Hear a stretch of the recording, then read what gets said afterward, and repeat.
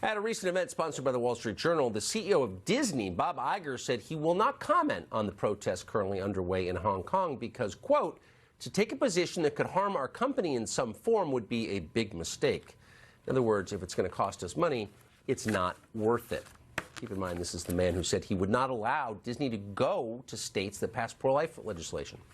Well, Gordon Chang is the author of The Coming Collapse of China, and he joins us tonight. Gordon, thanks so much for coming on.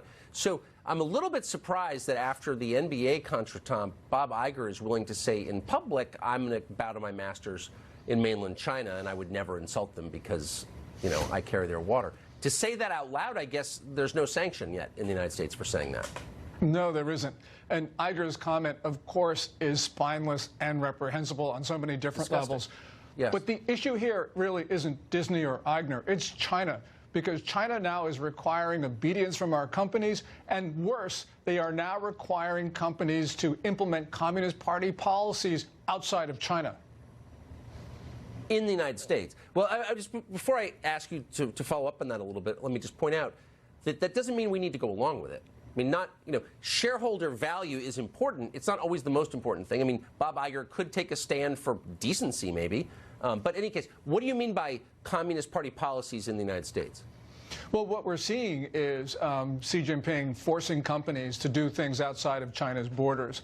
And this was most graphically illustrated about a month ago with Cathay Pacific, the airline, where it forced out the chief executive officer, the chief operating officer, the chairman of the board, and about 200 employees because of the issue of Hong Kong, what Iger was talking about. You know, we've now seen this with ESPN, which is a Disney unit, which is now showing maps of Communist Party maps instead of maps which are more coincident with reality. So what we're seeing is China trying to use its power to intimidate companies to do its bidding, and this oftentimes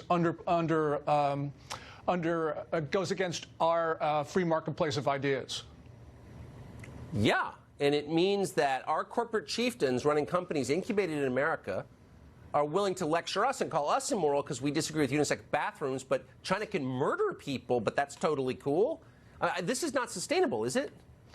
Well, I don't think it is, because we are going to have our Sputnik moment with regard to all of this, and the NBA could be part of it. But we've now got to realize that we can take Chinese money, or we can have a free marketplace of ideas in the United States. But unfortunately, we can't have both. And we're going to have to make a choice, Tucker. And it really is unfortunate, but we're not driving this. The Chinese are, by being ambitious and trying to pull us in directions we don't want to go.